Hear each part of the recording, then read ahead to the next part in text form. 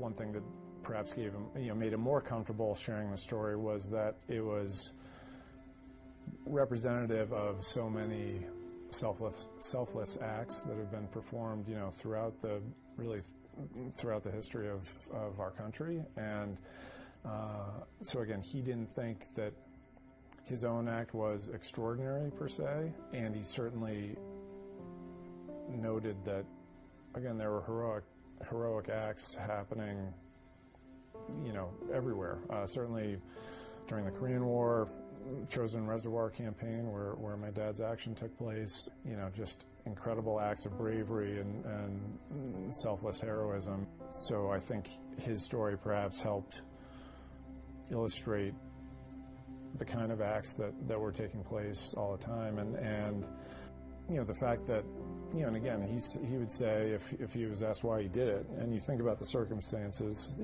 there they are, they're flying at altitude in the mountains and at the Chosin Reservoir, North Korea. It's 40 below zero at night, snow and ice.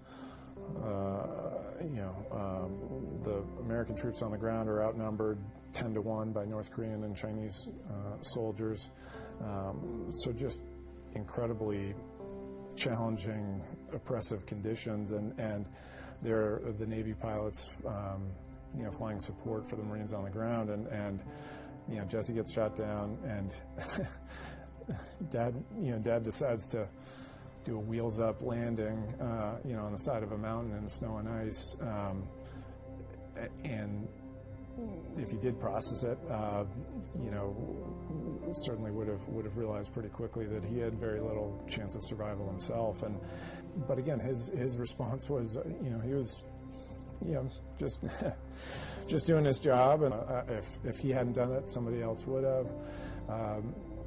He said that if certainly Jesse would have done the same for him. But in his mind, it was just sort of a matter of course, and that's what that's what so many men, and certainly thereafter women, were doing, touting his own story. If part of that message was that it was a common type of act, that was, I think, a significant message. Looking back on it now, what I remember is there was a lot of freedom after World War II, but it took a couple of years before the country settled down and resumed its earlier position. When I got my wings in the fall of 1949, we didn't know what kind of life we were going to live. Then Korea came along on the 26th of June. It was a completely different world. The attack on South Korea by the North came as a complete surprise to anybody. So I think it was the 28th of November that the Chinese came into the war, and right immediately the troops on the ground needed every bit of support we could. With all of the troops coming down along the reservoir to get away from the overwhelming numbers of Chinese, we were sent out on an armed reconnaissance mission. And during this few days, the concentration was either on close air support or on reconnaissance. The way the squadron was organized tactically, Jesse and I flew in the same flight. This doesn't mean that neither one of us would not fly if the other one didn't fly. It's just that in the normal scheduling, Jesse and I would be in the same flight. So Jesse had had a whole year of flying experience before me, so that he was what they call a section leader, and I was his wingman.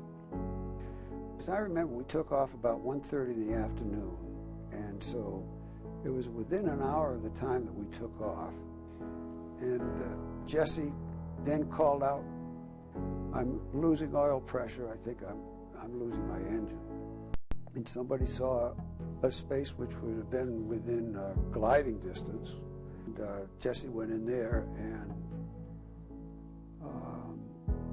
without any power, because by this time his engine had quit, landed on this slope and hit the ground with such force that the aircraft fuselage buckled at the cockpit.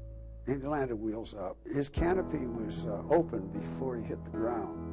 As soon as he hit on the ground, the flight leader, who happened to be the squadron executive officer, shifted frequencies to call for help. So we probably put out a mayday, which we didn't hear.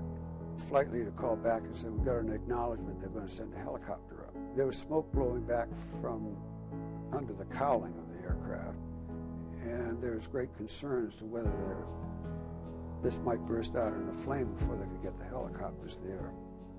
I could just see that airplane bursting into flame. Jesse was very much alive, and I thought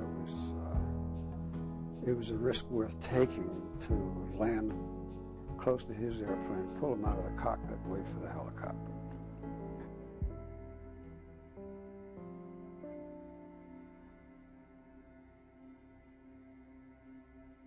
I also think about the Medal of Honor ceremony, and it was during that interaction when Daisy learned that Jesse was in fact alive when my dad got to him there on the mountainside. And so, as I understand it, she had been told that Jesse had died either on impact or shortly thereafter, and again, it was her understanding that Jesse was in fact no longer alive when my dad got to him. And so when my dad told Daisy that he was telling her there in the Rose Garden, saying how calm Jesse was and how Jesse was giving him comfort, giving my dad comfort, and I guess Daisy sort of stopped him and so what do you mean? And he further explained, and again, that's when he said, when she told him that she had been told that he was dead when my dad arrived, and he described that they were together for more than an hour, that they were talking, that they were trying to work through this really difficult situation, and the story, the circumstances were that Jesse's leg was pinned in by the fuselage, which had buckled on impact, and so my dad couldn't physically get him out of the plane. That's when he shared with her, he said, and this is another part of the story that I just find amazing, that he told her then that Jesse's last words were, "Tell Daisy I love her."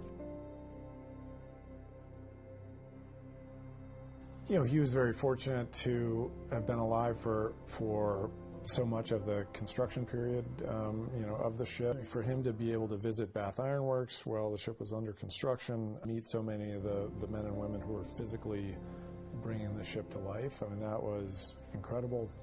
And likewise, he did have a number of opportunities to meet, the men and women who were becoming, part of the crew of the ship.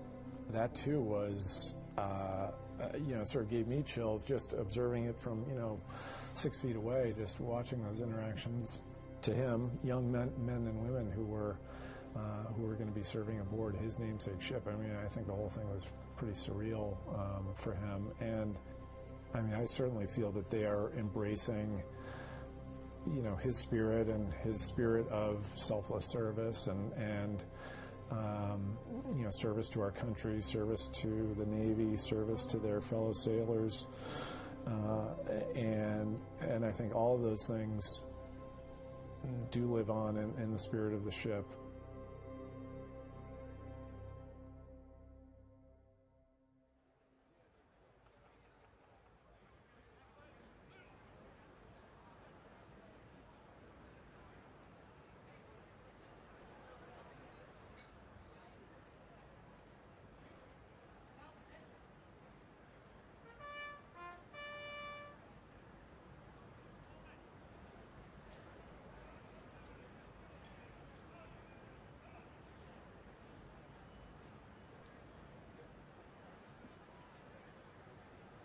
Good morning, ladies and gentlemen. Please be seated. Welcome to historic Boston and the commissioning of United States ship Thomas Hudner. I am Commander Brett Litchfield, the ship's executive officer. It is my privilege to be your master of ceremonies today. Before our ceremony begins, please silence your cell phones. We would like to recognize Massachusetts native Sergeant First Class Eric Michael Amand, who paid the ultimate sacrifice on November 27th while serving with Army Special Forces in Ghazni Province, Afghanistan. Sergeant Iman was a hero at home and abroad and was key in helping establish the Massachusetts Fallen Heroes Memorial in the Seaport District. Please join us in a moment of silence.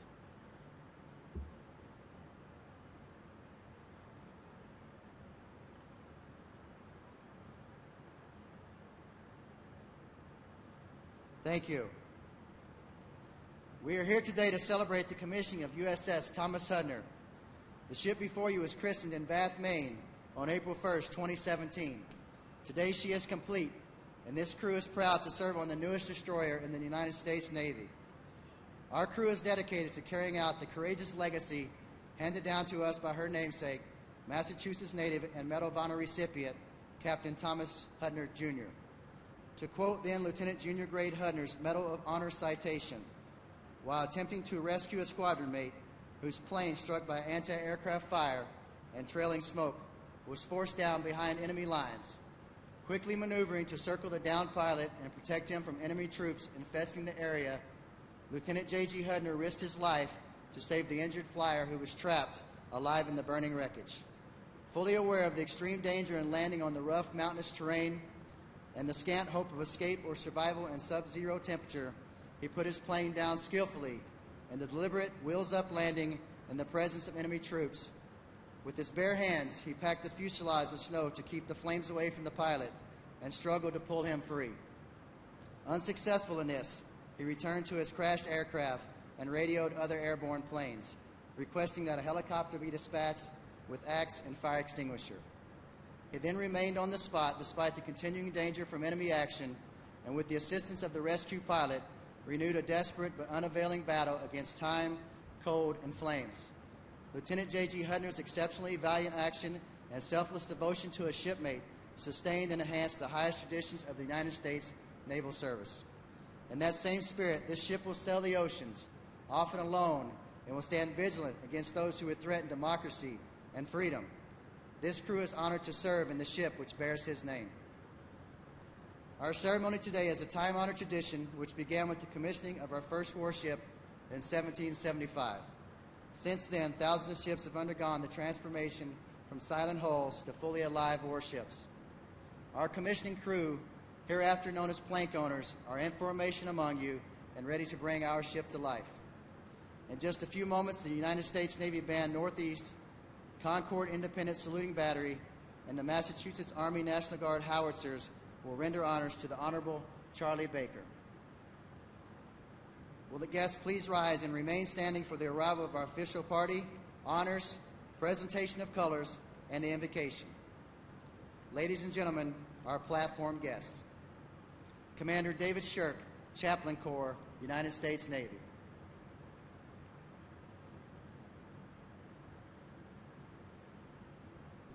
Captain Thomas Hennessy, United States Navy, retired Chairman, USS Thomas Hudner Commissioning Committee.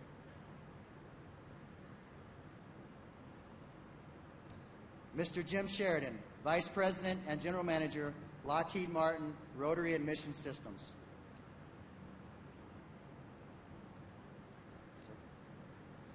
Captain Casey Moten, United States Navy, DDG-51 Class Program Manager.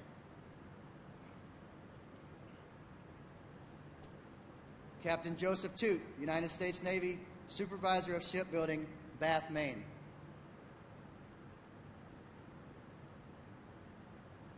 Captain Richard Meyer, United States Navy, Deputy Commodore, Naval Surface Squadron 14.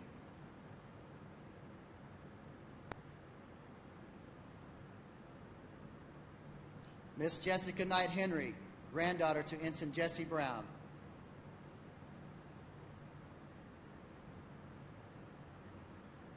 Mr. Ed Kenyon, DDG-51 Class Program Manager, General Dynamics, Bath Iron Works. Mr. Thomas Hudner III, son of Captain Thomas Hudner, Jr.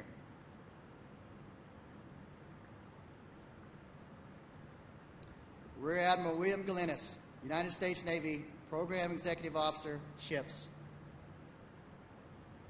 Vice Admiral Richard Brown, United States Navy, Commander, Naval Surface Forces, Naval Surface Force, U.S. Pacific Fleet. Admiral William Moran, Vice Chief of Naval Operations. The Honorable Marty Walsh, Mayor, City of Boston.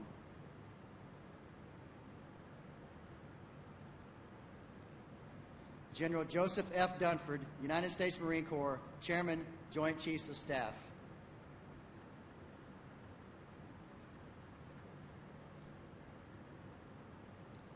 The Honorable Richard V. Spencer, Secretary of the Navy.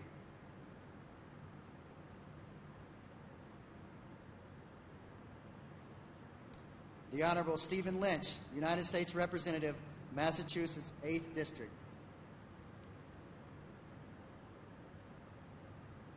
Mrs. Georgia Hudner and Mrs. Barbara Miller are ship sponsors, escorted today by Command Master Chief Catherine Coleman.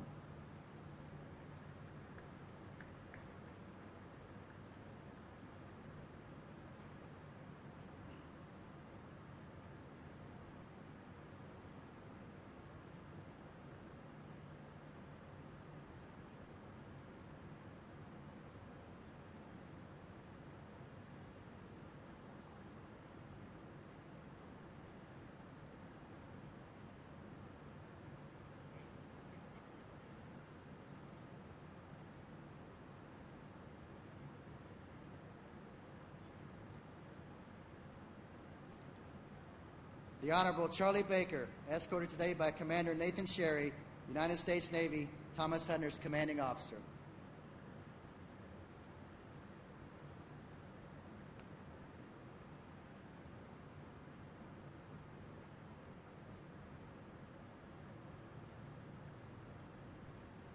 Ladies and gentlemen, honors to the Honorable Charlie Baker. Platform and salute.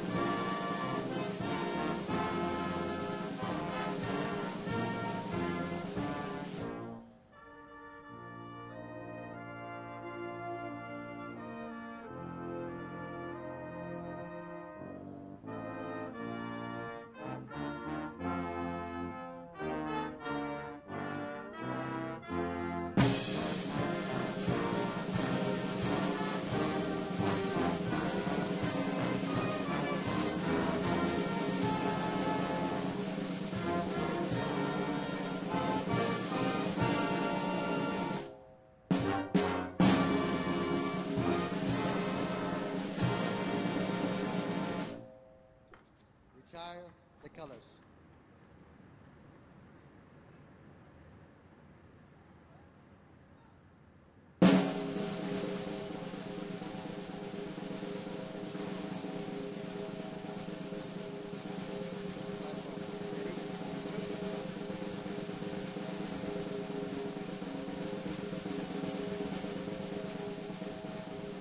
We'd like to thank the USS Constitution Color Guard for their support this morning. Ladies and gentlemen, Chaplain Shirk will deliver the invocation.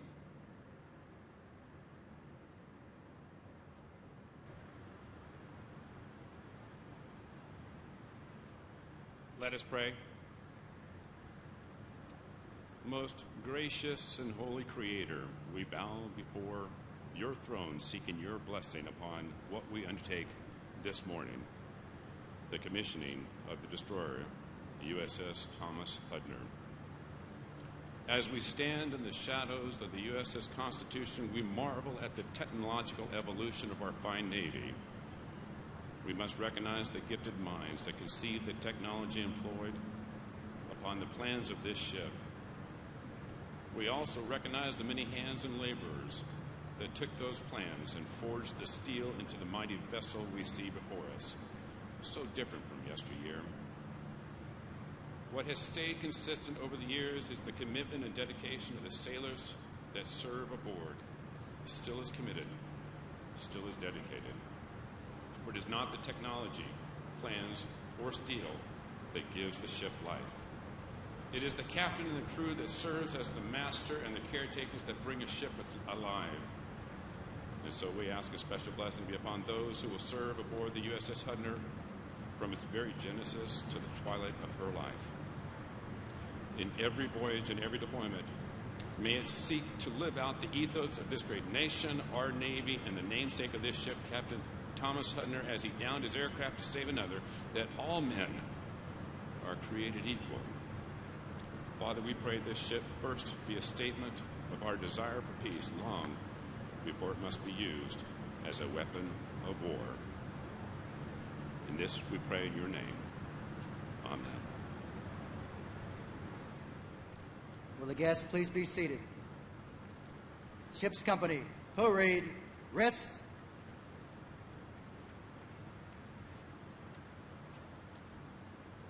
Ladies and gentlemen, the Honorable Marty Walsh.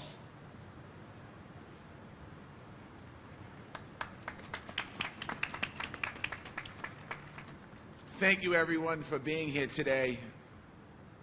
To Ms. Hudner, Ms. Miller, Governor Baker, Congressman Lynch, the family of the Hudner family, Jesse Brown, Secretary Spencer, General Dunford, flag officers and general officers, Commander Sherry, military service members and veterans, distinguished guests.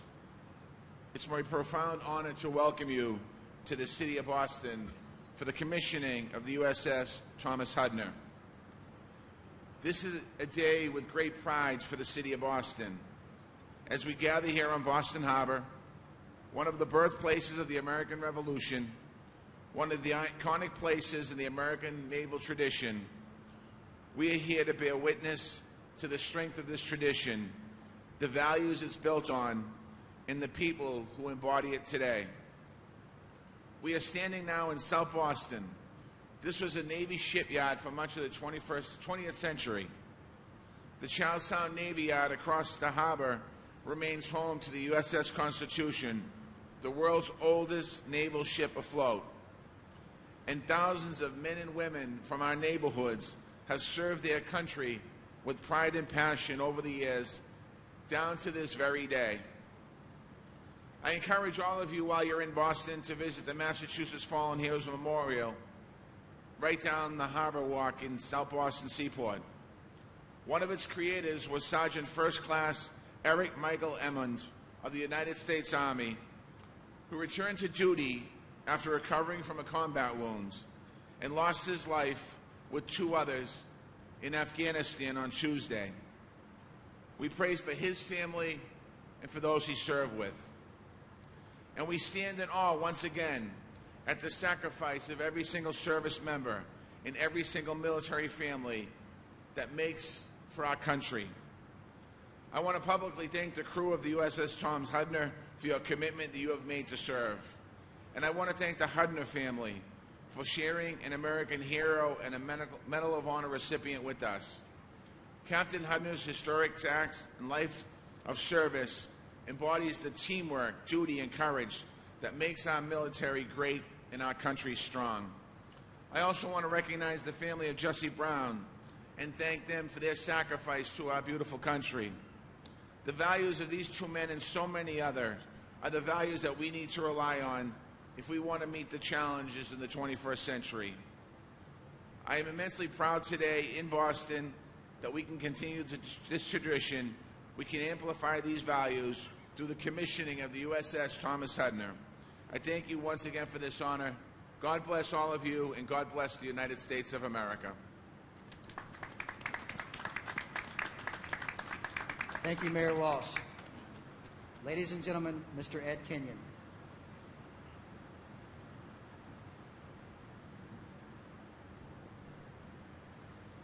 Distinguished guests, Commander Sherry and crew, family and friends. It's my privilege this morning to represent the 6,000 men and women at Bath Iron Works at this commissioning ceremony. Long before we became a nation, people were building ships along the Kennebec River in Maine. Shipbuilding is a Maine heritage that goes back now over 400 years. And during those centuries, the ships that were built in Bath, Maine, developed a reputation around the world for their quality. Sailors that served aboard these ships coined the phrase, "Bath built is best built." At Bath Iron Works, we've been building ships for over 130 years, and we recognize that we are the latest chapter in that legacy and strive every day to be worthy of that reputation by focusing on safety, quality, schedule adherence, and controlling our cost. This ship, DDG116, is the 36th ship of the Arleigh Burke class of destroyers built in Bath. It represents hundreds of thousands of hours of engineering, design, planning, material procurement, tons of steel to be fit and welded, miles of pipe, ventilation, cable, insulation, thousands of gallons of paint, and a robust test and activation team to produce this magnificent ship that we are proud to present as Bath built. With me this morning are some of my shipbuilding teammates. So on behalf of all the men and women that have handcrafted this magnificent ship, I would please ask the members of Bath Iron Works and the supervisor of shipbuilding in Bath to please stand.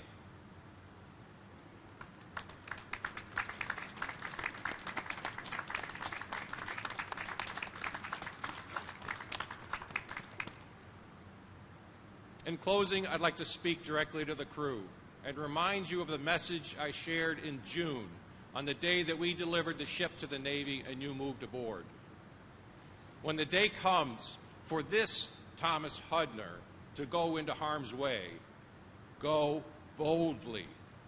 This ship will not fail to answer the call because it's Bath built. Godspeed to the men and women of the USS Thomas Hudner. Thank you. Thank you, Mr. Kenyon. Ladies and gentlemen, Admiral William Moran. Well, good morning, Boston. Great to see so many of you out here today to pay tribute to the skill that was just described to the shipbuilders and the ship workers who put this wonderful ship together. But Governor Baker, Secretary Spencer, and Chairman Dunford, ship sponsors, the entire commissioning committee, and Mayor Walsh, but most of all to the citizens of Boston and indeed all of the greater New England area from Kennebunkport to Fall River. Thank you for hosting this event today here. You know, there is nothing more fitting than commissioning your Navy's newest warship right here, right now. A ship that, like a certain trumpet of the greatest generation, sounds the call to freedom and for responsibility of Americans to lead both through calm and crisis, no matter the odds, no matter what comes our way. Throughout our young nation's history, we've been blessed with providence, with leaders and statesmen who, through their optimism and courage, bridged the depths of the unknown. This American warship bears the name of one of those leaders in Thomas Hudner. And of course, his fellow naval aviator, our dear President George Herbert Walker Bush, who slipped the surly bonds of earth a mere hour ago, many hours ago, only to join his wingmen. Like so many of the bloodlines here today, they left the promises of their fathers, a New England home, college, loved ones, bright careers, to eagerly defend the greater promise of America and all it would mean for the hopes of the world. In the words of our President at the close of the Cold War, and I quote, "As I look to the future, I feel strongly about the role of the United States and the role it should play in the new world before us. We have a disproportionate responsibility to use our power in pursuit of the common good. We also have an obligation to lead." And that is what this ship, her crew, and the spirit of Thomas Hudner are all about. It will serve as an instrument of good and a beacon of solidarity with our partners and allies around the world. This, my friends, is what American sea power is all about: to keep America safe and the world's seas free and open. And that is what leaders like President Bush and Thomas Hudner lived for, fought for, and left to us today. The obligation to serve, the obligation to lead. So on behalf of them and of all the 600,000 sailors, civilians throughout the United States Navy, God bless this wonderful town of Boston, Mayor, for hosting a spectacular event. But most of all, God bless the Hudner family and the family of our 41st President. God bless this great ship and the crew you're about to see bring her to life. And God bless the United States of America and the great land we call freedom. Thank you very much.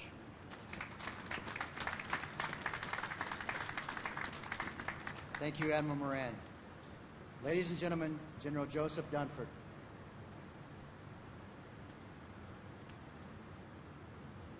Ladies and gentlemen, it's truly an honor to be here this morning, and I'm particularly humbled to be here with our Medal of Honor recipients, Governor Baker, the Mayor, Congressman Lynch, distinguished leaders from Massachusetts, and most importantly, the Hudner and the Brown families.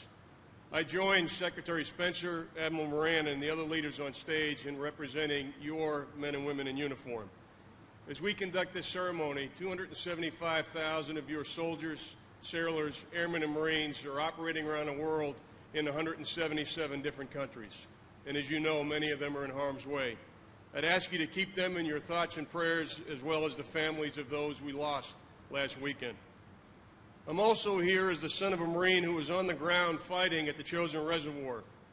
On 4 December 1950, Ensign Brown and Lieutenant Hudner were supporting my father and his fellow Marines. And finally, I'm here as someone who had the privilege of spending time with Captain Hudner at events over the course of 30 years. I first met him in the late 1980s, and I can clearly remember the encounter. Someone pointed out Captain Hudner to me, and he gave me his background.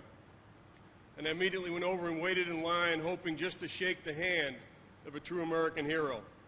And given the line, I expected just to have a quick reading and then to move on. But as we shook hands, Captain Hudner looked me in the eyes. He asked me about my assignment. He asked me about my Marines and sailors.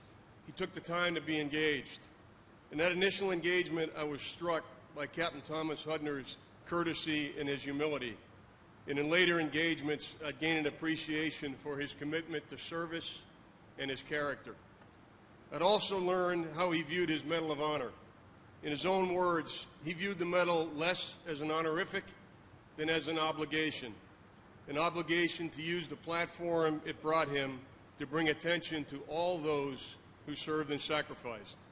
So I have a brief and a simple message today, and it's for the captain and the crew. We've named this ship the Hudner in honor of Captain Thomas Hudner's actions on 4 December 1950. and I know you'll ensure that future generations of young sailors are inspired by his courage. But don't let Captain Hudner's legacy be reduced to just one incident, no matter how heroic. This ship should sustain the memory of Captain Hudner's 3 decades of naval service and his continued public service after taking off the uniform. This ship should honor the memory of a humble servant leader, a loving family man, and a man of character. This ship should sustain the memory of a life well led. Thank you, Semper Fidelis, and to the crew of the USS Thomas Hudner, fair winds and following seas. Thank you, General Dunford. Ladies and gentlemen, the Honorable Stephen Lynch. Good morning. Thank you, Commander Litchfield, for the kind introduction, and thank you all for being here today. Governor Baker, Mayor Walsh, all of my colleagues in government, members of the Massachusetts Senate and State Representative, thank you for being here. Ambassador Ray Flynn. I'd also like to thank Chaplain David Shirk, Coast Guard Detachment Boston, for his blessing this morning, as well as the Hudner and Brown families, and the many Congressional Medal of Honor recipients who are here with us today.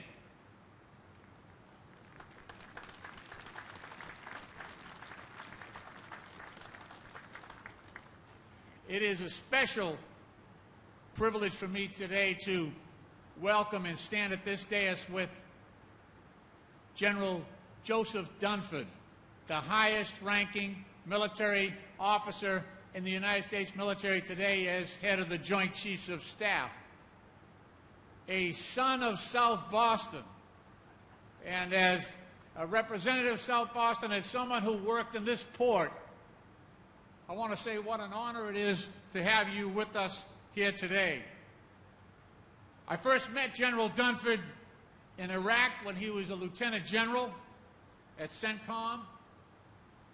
I met him again about 9 months later in Afghanistan. He had been appointed commander of ISAF, the International Security Assistance Force. And then I met him again about 14 months later in Washington, D.C. at the Rayburn Building. And I was told that he had just been appointed Commandant of the Marine Corps. It was at that point I realized that Joe was having trouble holding down a steady job. So I am extremely happy that he has remained in his current position as head of our Joint Chiefs of Staff. And again, I think I speak for the Congress in general, Democrat and Republican, that we are deeply grateful for General Dunford's thoughtful and stabilizing influence that he and Secretary Mattis and Secretary Spencer have all brought to our military affairs during a difficult and dangerous time. Like most of the elected officials in South Boston, principally because of our friend Tom Lyons, I've had the honor on many, many occasions to enjoy the company of Tom Hudner. Most frequently on Memorial Day, as you might expect, and Veterans Day, are one of the many events that Tom Lyons has hosted our Medal of Honor recipients. Tom Hudner was a total gentleman. He was a class act. He was a humble hero. And if I could be so bold as to offer my opinion, if Captain Hudner were here today, he'd start off by insisting that we're actually honoring 2 men here today, Tom Hudner and Jesse Brown, and all those men and women who served with them. For our part, we are here to honor their sacrifice, and we are here to try in a small way to pay the debt of a grateful nation, to not only recall their heroic actions on the battlefield, but also to give thanks to the power of example that they provided to America in the 1950s and the profound expression of mutual regard as brothers in uniform, an example that I pray might guide our society today. In closing, I want to thank Commander Nathan Sherry and his crew aboard the USS Hudner. I had the opportunity as a member of Congress to, on occasion, request that flags be flown over the United States Capitol. So I would ask Commander Sherry to please step forward.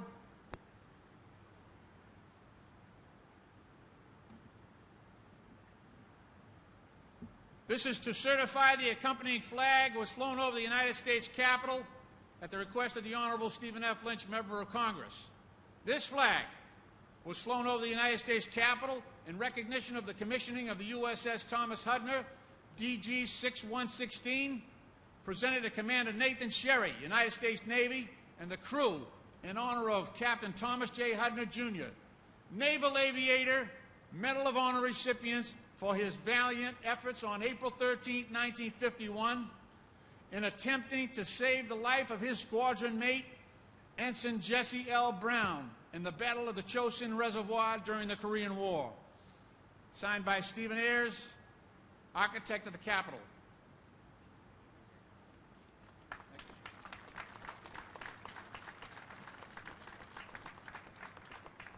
May God bless our men and women in uniform, no matter where they are deployed, and may God continue to bless these United States of America. Thank you. Thank you, Representative Lynch. Ladies and gentlemen, Mr. Thomas Hudner III.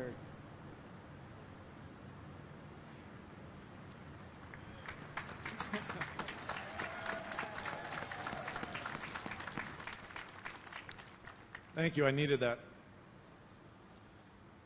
Good morning, distinguished guests, family, and friends. On behalf of my late father, Captain Tom Hudner, my mother, Georgia, and our entire family, I extend our very sincere appreciation to everyone here today for joining us for this momentous occasion. My father was a very humble and understated man, one who always deflected praise and attention. So when it was announced in 2012 that a United States Navy guided missile destroyer would be named for him, he was overwhelmed and he was grateful. To be here today, 6 years later, with this beautiful ship complete, joined by several thousand guests who have come together to celebrate its commissioning, my family and I share my dad's sentiments. We are overwhelmed and we are grateful. As most of you know, my father's Medal of Honor action involved his valiant attempt to save his down wingman, Ensign Jesse Brown, who had been shot down at the area of the Chosin Reservoir in North Korea during a mission in support of U.S. Marines on the ground who were surrounded by Chinese and North Korean soldiers. Jesse Brown was the nation's first African-American naval aviator and a hero in his own right, who had overcome incredible adversity to earn his Navy wings. However, neither the extreme danger a rescue attempt represented nor the color of Jesse's skin were factors in Dad's decision to crash land to try to save Jesse. Jesse was a friend and squadron mate who needed help, so Dad went in. While many of us would say that was an extraordinary act, my father never thought of himself or that action as extraordinary. To the contrary, when he was asked through the years why he did it, he responded simply that it was the right thing to do, and if he hadn't done it, someone else would have. The ship's commanding officer, Captain Thomas Hudner, did feel that it was an extraordinary act. And when he recommended my father for the Congressional Medal of Honor, he wrote, quote, "There's been no finer act of unselfish heroism in military history." Now, as the men and women here today know as well as anyone, throughout military history there have been countless incredible acts of unselfish heroism. In fact, the history of the United States has been built upon these acts, many of which went unseen and without recognition. But it was Captain Hudner's unselfish act in the service of his country, the United States Navy, and his friend and squadron mate that lives in the spirit of this ship. 3 days from now, December 4th, will mark 68 years since that action in North Korea. It will also mark 68 years since Jesse Brown's passing. Had he survived, he too would have surely continued to lead a life that was characterized by his own selfless service to his country, his family, and others whom he would have encountered and inspired. We remember Jesse today and every day, and we are honored to have so many members of Jesse's family with us here for this event. Their support and friendship means so much to our family, and I know that Dad and Jesse would be so pleased to know that the bond that they formed as friends and squadron mates more than 68 years ago continues through our families today. While we regret that my father did not live to witness today's event, we will be forever grateful that he was alive to see and participate in the evolution of the ship's development, from the naming ceremony here in Boston in 2012 to the christening last year in Bath, Maine.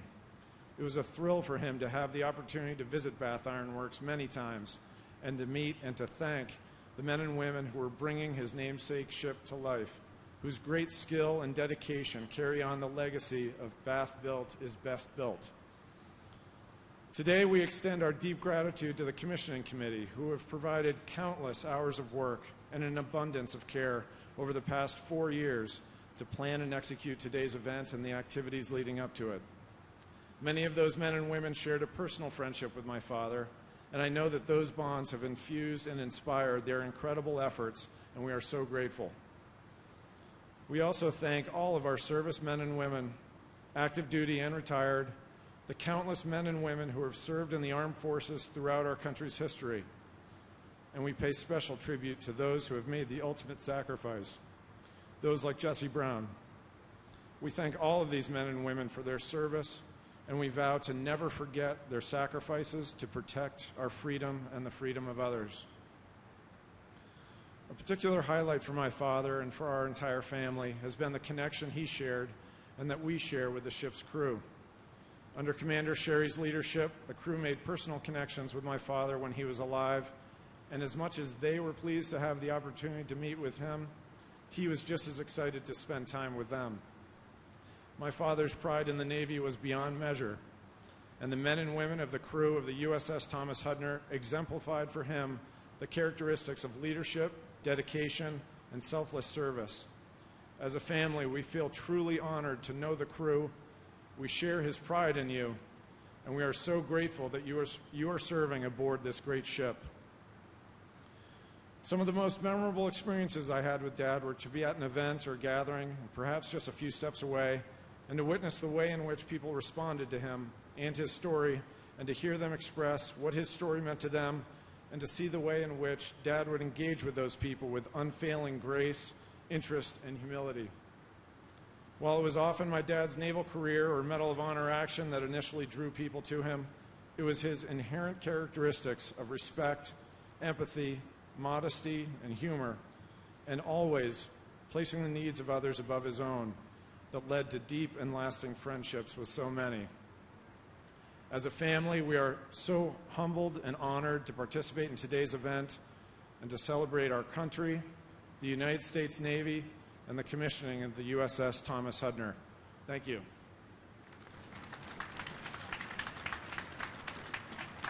Thank you, Mr. Hudner.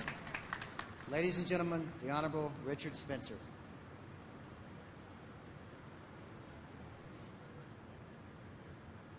Medal of Honor recipients, Tuskegee Airmen, uniformed members of our services, veterans, Governor Baker, Congressman Lynch,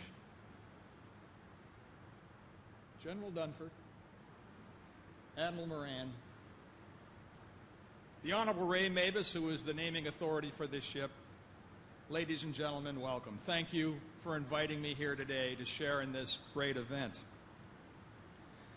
To the family of the Thomas Hudner, thank you for honoring us with your presence today. I'd be remiss if I also didn't thank Captain Tom Hennessy for his amazing job here in the commissioning exercise that we've had. Elegant and exquisite. I also want to thank the uniformed members, the civilian and contracting team that delivered the Thomas Hudner here today. Ladies and gentlemen, we continually hear a thump that our U.S. government is broken. Please avert your eyes to the man of war in front of you. This ship whose mission is peace through presence, but with its warrior team is able to deliver the fight tonight, is out there on your behalf as the forward deployed team. I'd be remiss if I also didn't say that the Commonwealth lost a son last night, and the United States lost a diplomat and a career servant to this country, our 41st President, George Herbert Walker Bush. May we keep the family in our memories. 2 months ago, it was my honor to speak at the Medal of Honor Society at their annual convivium. A greater collection of heroes and patriots probably could never be found. But what made that gathering very special and very particular was that it was on the grounds of the United States Naval Academy. Just steps away was the next generation of patriots studying for their midterm exams. It reminded me of the unbroken chain that Thomas Hudner embodied throughout his whole life. From the moment his service began at the United States Naval Academy to the day he earned the Medal of Honor. The day he earned the Medal of Honor, and think that what he did, crash-landed his ship next to his wingman and shipmate, Jesse Brown. He spent a lifetime looking out for his shipmates after that. And his spirit will live on, ladies and gentlemen, in the proud service of every man and woman aboard this destroyer we commission today. The USS Thomas Hudner is proof of what teamwork of all our people can do, all we can accomplish together. A special tip of my hat to the workers at Bath Iron Work. Bath built, best built. It remains the saying today. I also want to extend a special word of thanks to the plank owners and officers and crew of the USS Thomas Hudner and their families. We all know the men and women wearing navy blue can't get to where they are without the support of their families. I know the extreme demands that sea service can put on both the sailor and the family. And I stand with you and with all the gratitude of a nation for your service. Understand that as you take to sea, know that all of you are backed by the Department of the Navy, the Department of Defense that sails with you, as does a very grateful nation. And now it's my pleasure, ladies and gentlemen, to introduce the keynote speaker, a distinguished leader, a dedicated public servant who, by the way, just got his commission to serve another round of command tour of his own, the Governor of the Commonwealth of Massachusetts, Charlie Baker.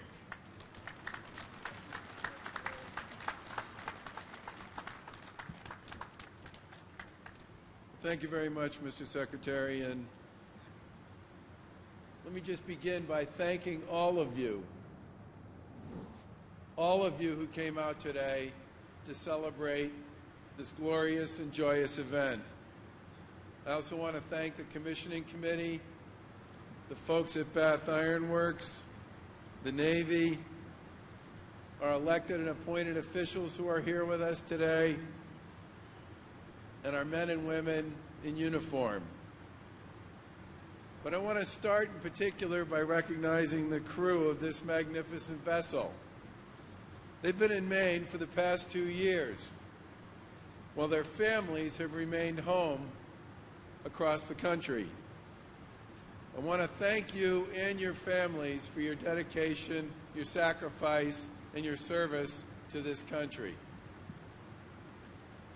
You know, I had the pleasure of working with Tom Hudner for almost a decade in the 1990s when he was the Commissioner of Veterans Services here in Massachusetts. You, the members of this crew, should be proud to operate a ship named after such a special man. Simply put, and you've heard a bit about this today, it was never about Tom Hudner. He was the consummate team player, and the only way you would have known anything about what took place on that mountaintop during the Korean War would have been to have heard about it from somebody else or to read about it, because he never talked about it. In fact, when he was asked back in the day to talk about a picture, at which point President Truman was placing the Medal of Honor around his neck, Tom changed the subject. He said, you know, it had been a couple of days after President Truman had fired General MacArthur, and the president had received a lot of criticism.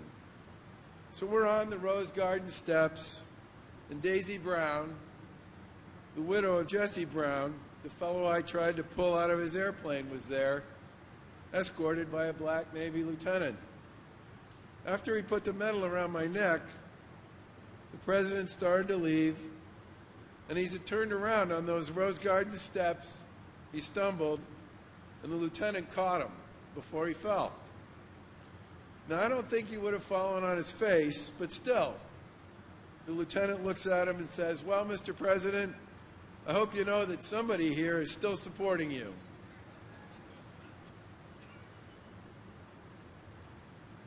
Real heroes are humble. They don't talk about themselves. They talk about and encourage others. They say thank you. They pump up their teammates, their family, their friends. And they view their own decisions, whatever they might be, as nothing special.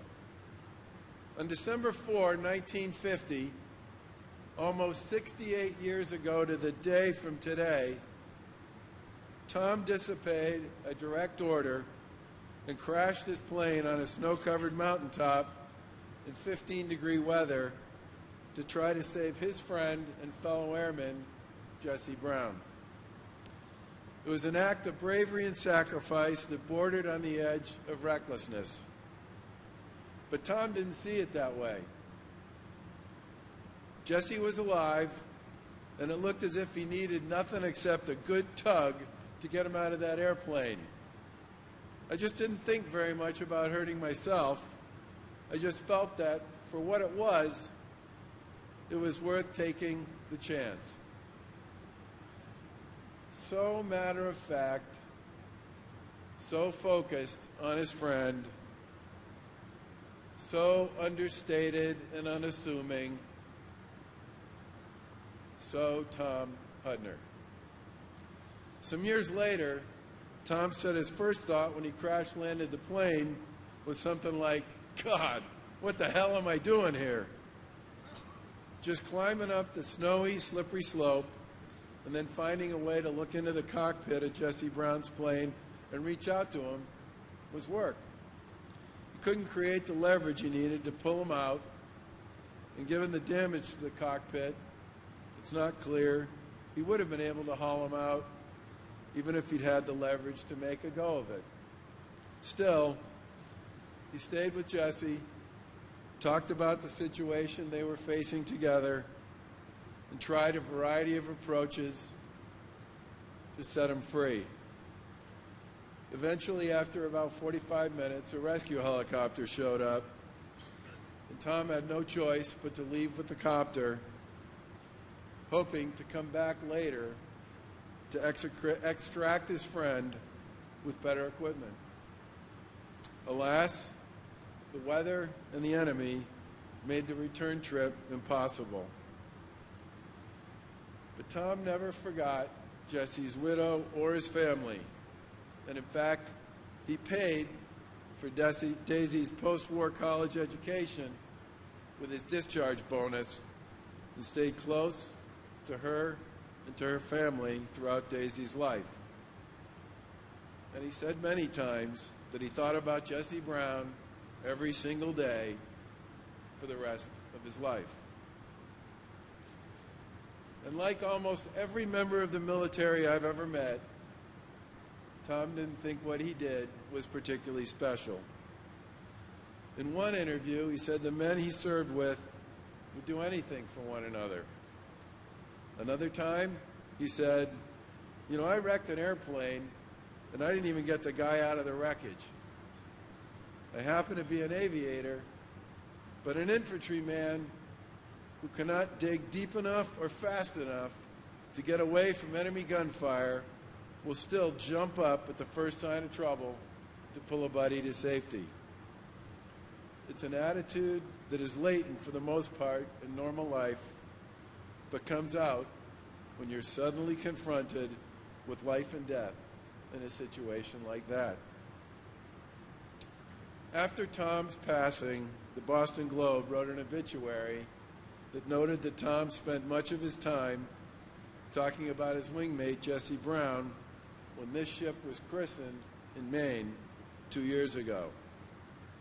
Tom said Jesse was loyal to Daisy, loyal to his squadron, loyal to the Navy service, and in return, people were very loyal to him. That's because Tom never thought it was all about him. He led by example and brought a steely sense of purpose and dignity to everything he did. It is my fervent hope that this ship is imbued with the humility, the selflessness, the patriotism, the commitment to one another, and the kindness and decency that transcends our differences that made Tom so special. Godspeed and safe seas to the crew to the USS Thomas Hudner.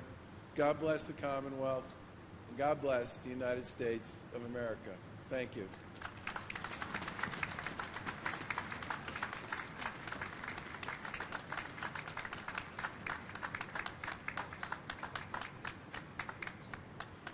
Thank you, Governor Baker. Secretary Spencer, I would be honored if you would now place Thomas Hudner in commission.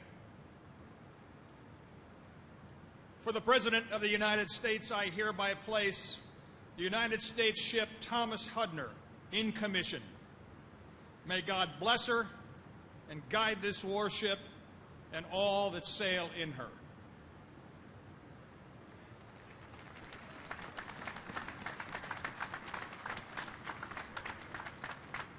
Thank you, Mr. Secretary. Executive Officer, hoist the colors and the commission pennant. Aye, sir. Thomas Hudner, attend. Hut! Ladies and gentlemen, please rise. I direct your attention to the ship's mast as we hoist the colors and the commission pennant. Quartermaster, hoist the colors and the commission pennant.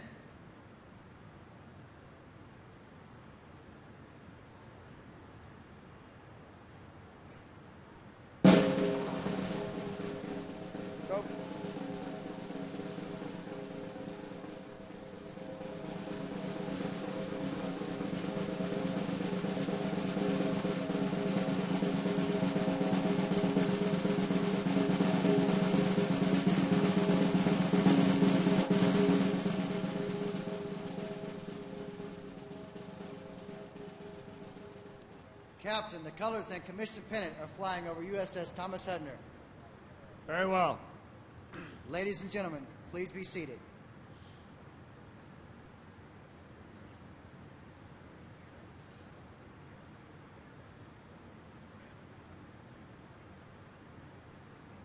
I will now read my orders.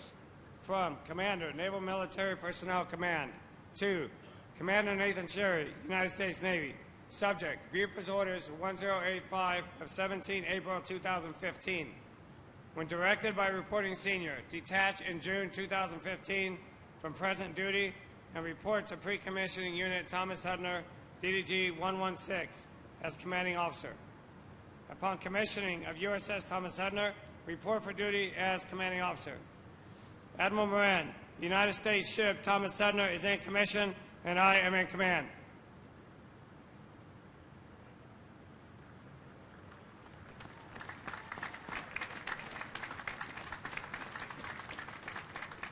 Executive Officer, set the watch. Aye, sir. Officer of the deck, set the first watch. Aye, sir. The officer of the deck is the commanding officer's direct representative, and while on watch, is responsible for the safe operation of the ship and crew. The long glass is a traditional symbol of an officer of the deck's authority in the ship of the line. We are pleased to have Miss Jessica Knight Henry, and Mr. Thomas Hudner III in attendance. They will pass the long glass to Chief Warrant Officer Joshua Danson from Crossfield, Tennessee, our first officer of the deck. The Petty Officer of the Watch is Fire Controlman First Class Vincent Muniz from Bronx, New York. The Messenger of the Watch is Quartermaster Seaman Angela Munoz from Pecos, Texas. And the Bosun's Mate of the Watch is Bosun's Mate Third Class Jerron Hancock from Cleveland, Ohio.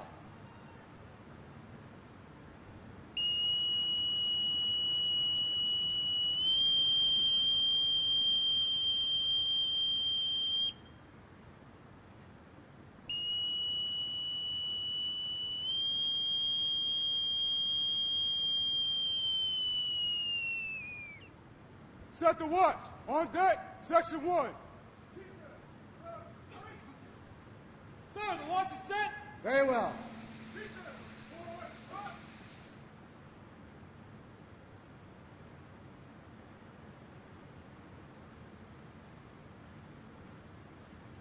Captain, the watch is set. Very well. We are delighted to have our sponsors, Mrs. Georgia Hudner and Mrs. Barbara Miller, with us today. Georgia and Barbara christened the ship in Bath, Maine in April 2017.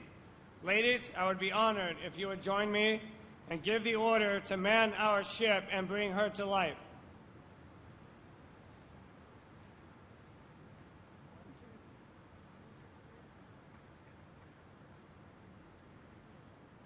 Officers and crew of the USS Thomas Hudner, man our ship and bring her to life.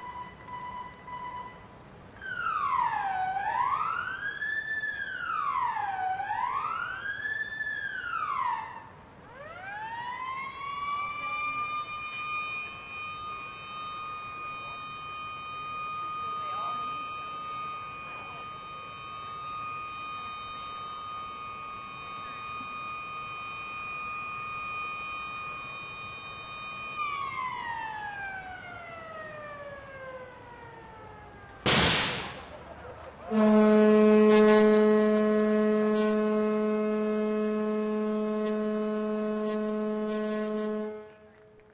and gentlemen, the crew of USS Thomas Hudner salutes you.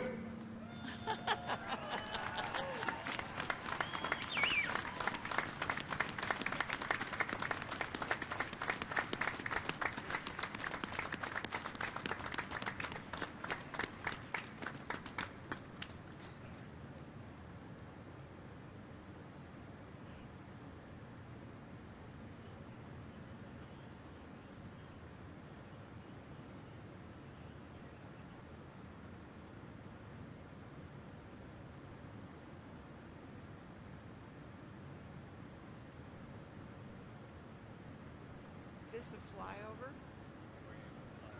What? That's what I thought. I think they're late. Grandchildren We are proud to serve in your great Navy. Ready? Two. Will the guests please be seated? No aircraft.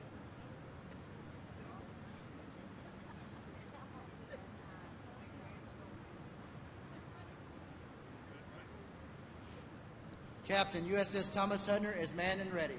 Very well. Vice Admiral Brown, USS Thomas Hudner is manned and ready and reports for duty, sir. Very well, sir. Secretary Spencer, request permission to break your flag, sir. Executive Officer, break the flag of the Secretary of the Navy. Aye, sir. Quartermaster, break the flag of the Secretary of the Navy. Aye, aye, sir.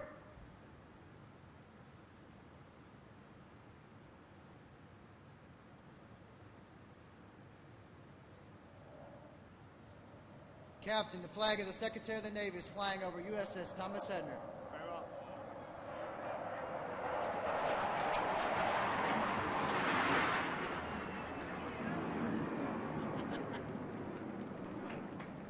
That was for you, Mr. Secretary. Ladies and gentlemen, Commander Nathan Sherry, United States Navy, Commanding Officer, United States Ship Thomas Hudner. Thomas Hudner, parade, rest. Mrs. Barbara Joan Miller, Mrs. Georgia Hudner and family, Mrs. Pamela Brown Knight and family, Governor Baker, Mayor Walsh, Secretary Spencer, General Dunford, Admiral Moran, Vice Admiral Brown, distinguished guests, ladies and gentlemen. For Captain Tom Hudner, it was about family. I would like to start by taking this opportunity today to talk about my family. Help me recognize my wife Rosa and 3 of our 4 children here today, Nathan Jr., Michaela, Elizabeth. Rosa is the foundation of our family and strongest steel. Together, Rosa and I owe a debt of gratitude to her mother, Neela, who has contributed so much to ensuring that what we continue to build together remains strong.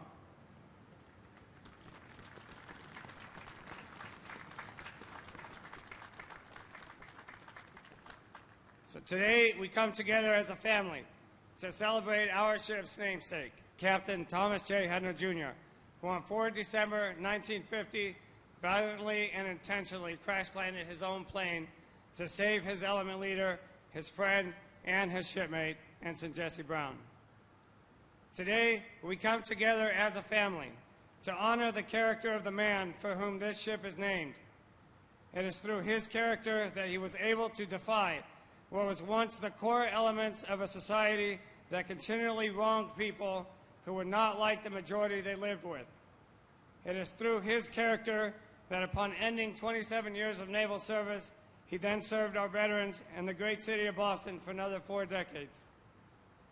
Today, we come together as a family to remember Captain Hudner for what he left behind and continue to build a legacy of better American citizens who show more concern for their brother, sister, friend, or neighbor than the concern they have for themselves.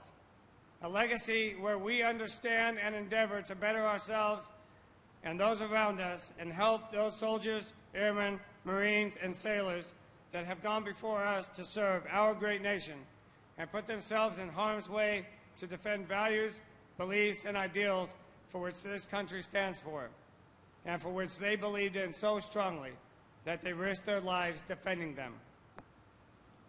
As we celebrate our ship coming to life and entering into naval service, we endeavor as a crew to be better human beings. As we celebrate, we endeavor as a crew to serve honorably.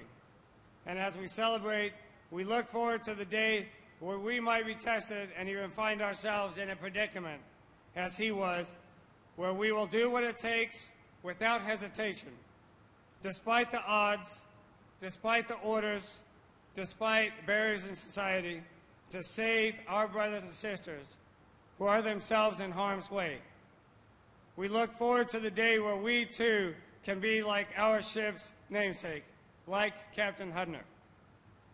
Before you stand 312 of America's finest sons and daughters from 46 different states, as well as several countries around the world, with over 2,288 years of combined experience, that have chosen to serve their country and continue to fight for what we believe in as a nation.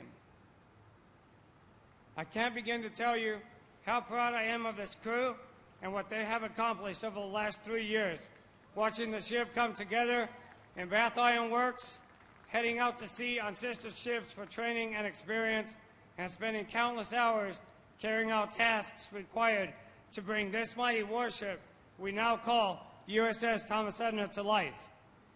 Ladies and gentlemen, please give them a round of applause and recognition for their hard work, dedication, and service to this great nation.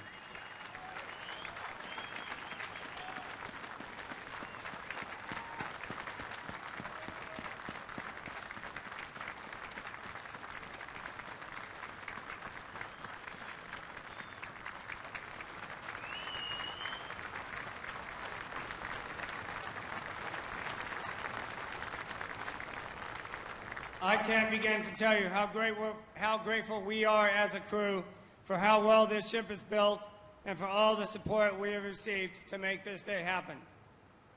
Our sincere and heartfelt thanks to the Thomas Hudner family for welcoming us into their family. Fall River's Andover Academy and the U.S. Naval Academy class of 1947, who helped forge Captain Hudner's character during his early adult formative years.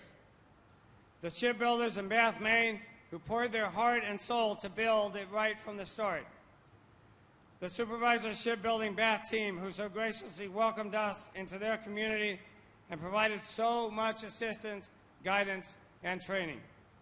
The Fleet Integration team for passing on tribal knowledge and assistance in crew training, as well as helping to build a solid foundation for all of our ship's programs. The PMS 339 team for not only the daily assistance with pre-com challenges, but also ensuring that these lessons learned are passed down to the next hull so that their transition to a new construction ship is a path well marked. The Commissioning Committee for putting so much energy and hard work to take care of my crew and Captain Hudner's family. To the great city of Boston for hosting us here. To the great state of Massachusetts for being home. To our national hero, Captain Thomas Hudner, whom we have the privilege to celebrate today by breathing life into a ship named in his honor. And finally, to all who contributed to making this day a reality, again, thank you. If Captain Hudner were here today, I would tell him that while we could never fully live up to the standard he set in his 67 years of service to our nation and our nation's veterans, we will embody and carry forward his legacy through his ship that now bears his name. We will honor and remember Tom by always forging our way forward, helping each other out, and working as a cohesive team, believing in the concept of family and taking care of each other, and always putting our shipmates' well-being above our own. We will always live up to our motto of above all others. Thank you.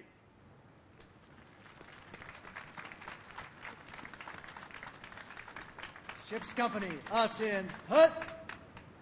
Will the guests please rise? Chaplain Shirk will now lead us in the benediction.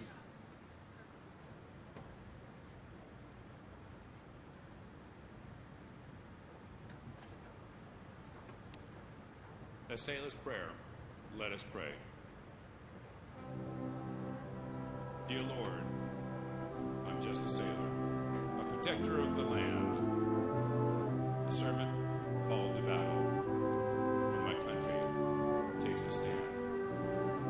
I pray for strength and courage, and a heart that will forgive, for peace and understanding, and a world for all to live. My family's prayers are with me, no matter where I roam. Please listen when I'm lonely, and return me safely home. In your most precious and holy name, we pray. Amen.